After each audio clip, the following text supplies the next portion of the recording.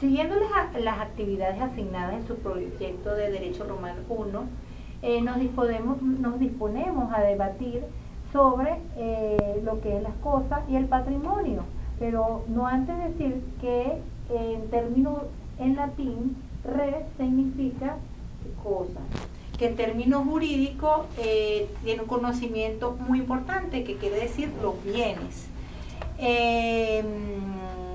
Dentro de ellos se encuentra el res intracommercium o in commercium, que quiere decir las cosas que están dentro del comercio. Constituyen las cosas susceptibles de relaciones jurídicas de apropiación particular, que por lo tanto forman o pueden formar el patrimonio de los particulares.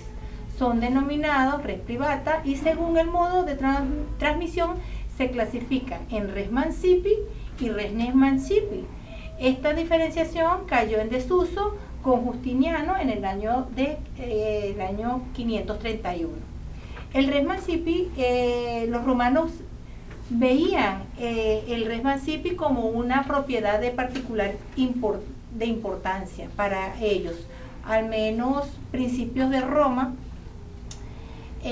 Por otro lado, la res mancipi puede significar cosas susceptibles de emancipatio, aquel modo solemne y forma de transmitir la propiedad.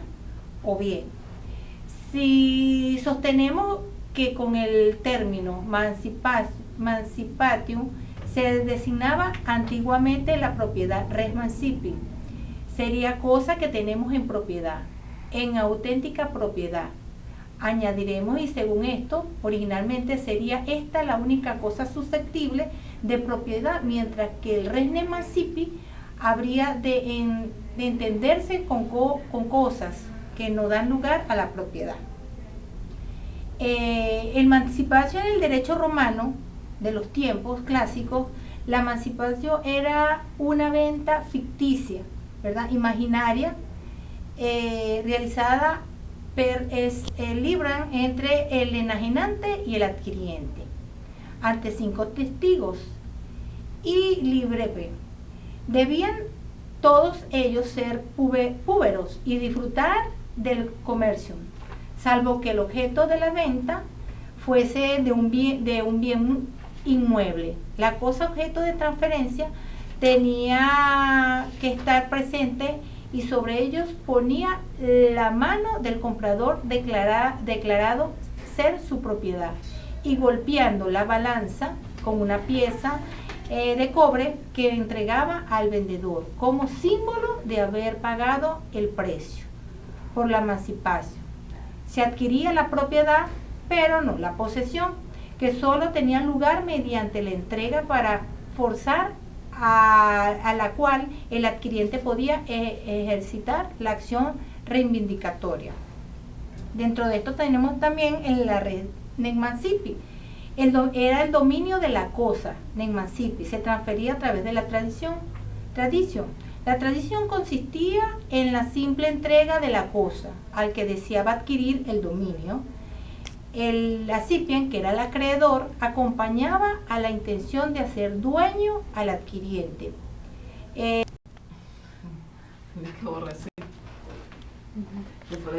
Vengo yo. Esta es la primera. Y si no iba a salir, termina mi interpretación, ¿no? ¿Ah? Que lo van y todo. Sí. Todo. ¿Qué pasó? No, es aquí. Quedó ahí con los ojos ya abiertos, sí. Sí. No ay, puede no. quitar eso. ¿Ah? El pedacito. Es el aviso que avisa los novios. 3. Buenas tardes, mi nombre es Milagro Medina. Continuando con el tema a debatir, les voy a hablar con respecto a las cosas muebles. Las cosas muebles son aquellas que se pueden trasladar de un lugar a otro sin que puedan perder su individualidad, como un cenicero o un caballo, una mesa o un esclavo. La parte de las cosas muebles, ellas pueden subdividirse en otro tipo de denominación, como son los semovientes. Los semovientes son aquellos que pueden moverse por sí mismos, que pueden desplazarse sin que intervenga una fuerza extraña, así como por ejemplo los caballos o un esclavo. Los inanimados son aquellas cosas muebles que se pueden trasladar, pero no tienen vida propia, sino que alguien debe moverlas, como una mesa, una silla, o un anillo, o un libro. Están las cosas inmuebles, que son aquellos inmuebles que no se pueden trasladar, como son los árboles, el suelo, los edificios. Ellas también tienen una subdivisión, que son los inmuebles por naturaleza, que son los edificios, el suelo, que por naturaleza la misma le han dado el carácter de ser inmueble. Entre los inmuebles por naturaleza conviene distinguir que los fundos provinciales de los fundos itálicos. Este último es, en principio, son los que están dentro de la península itálica y son susceptibles de propiedad privada. Los provinciales pertenecen al pueblo romano, pero pueden ser arrendados a los particulares. En Diocleciano desaparece la distinción y todos son susceptibles a propiedad privada. La mayoría estima que el suelo provincial o del dominio del pueblo romano o lo es del César, por lo que se considera que pueden ser posesión, pueden ser producto de posesión o de usufructo del mismo. Así que durante muchos años solo existió propiedad privada, solo el suelo itálico. Inmuebles por herencia. Durante el derecho clásico, Justiniano, en el 531, Ulpiano, indica que son cosas mancipis las siguientes: los fundos y cosas ubicadas en la península itálica, la servidumbre rústica o rurales sobre dichos fundos de esclavos y animales de tiro y carga, como los bueyes, los caballos y los elefantes domesticados. Son aquellas cosas muebles por naturaleza, pero que al adherirse a un inmueble forman parte indisoluble de él y no pueden separarse sin grave detenimiento de las cosas. Así ocurre, por ejemplo, con los ladrillos puestos en una casa. Los inmuebles por destinación son aquellos muebles por naturaleza que se hacen inmuebles, a ser destinados al cultivo de un inmueble. Así sucede, por ejemplo, con los arados o los animales destinados a este fin. Se transforman en inmuebles por destinación. Continuando con el tema, en este momento le vamos a hablar de las cosas fugibles. Estas se caracterizan porque pueden sustituirse una por otra sin tomar en cuenta su individualidad, su cantidad. Entre esas tenemos, ¿verdad?, el número, el vino, el dinero, el trigo, el aceite, entre otras. También tenemos las cosas no fugibles. Son las que se identifican por su individualidad e intervienen en un acto jurídico como individuales. Se les llaman especies o cuerpos ciertos. Un tipo de ejemplo que tenemos entre las cosas fugibles, ¿verdad?, es el dinero. Pero también cabe destacar que una moneda de colección entra en las no fugibles. Una cosa puede ser no fugible bien por su naturaleza, por su voluntad de las partes. Es no fugible por su naturaleza un ejemplo pues sobre el cuadro de las meninas, una oveja que es marcada, ¿verdad?, entra también en la no fugible. Un esclavo también entra en las cosas no fugibles. La diferencia fundamental entre una y otra es que mientras las cosas fugibles pueden reemplazarse unas por otras, las no fugibles no se pueden reemplazar. También vamos a estar hablando en este momento de las cosas consumibles, que son aquellas que se consumen, tales como los alimentos, ¿verdad?, que tienen un rápido consumo, como la fruta. Son cosas que se palpan pero se termina.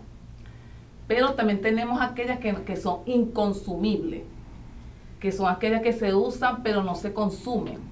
Estas constituyen el objeto de, por ejemplo, un contrato real, denominado comodato, o préstamo de uso, sobre el cual una persona llamada comandante, ¿verdad?, entrega una cosa cierta, otra llamada comodantina. Entonces, vale. Buenas tardes, bueno, mi nombre es Luis Sequera. A mí me tocó hablar sobre las cosas divisibles y las cosas indivisibles. Cuando hablamos de las cosas divisibles, son aquellas que divididas cada fracción conservan la misma función que el todo, como por ejemplo puede ser una suma de dinero, una cantidad de vino, entre otras. La divisibilidad de una cosa puede ser tanto física como intelectual, o de cuota.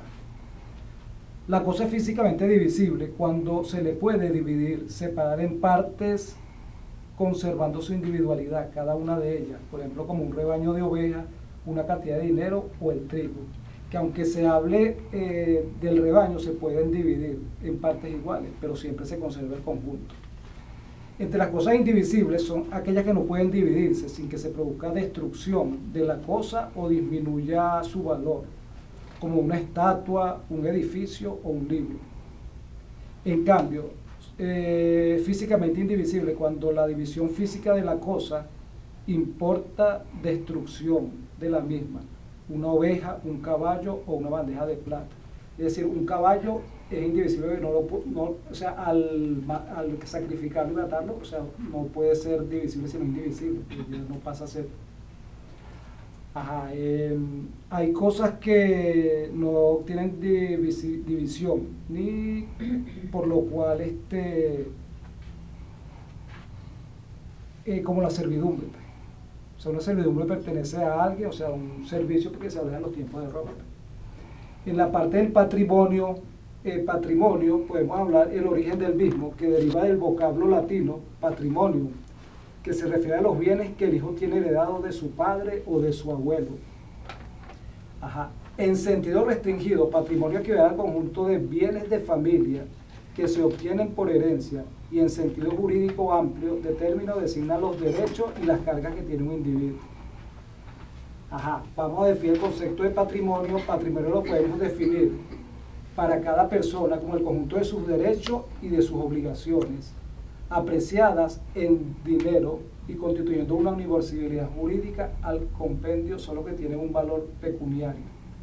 Las obligaciones son resultantes del derecho de familia, quedan fuera del patrimonio. Ya se sabe que para tener un patrimonio se requiere ser sui iuris, que traduce, o sea, ser independiente, o sea, no estar bajo la potestad de nadie.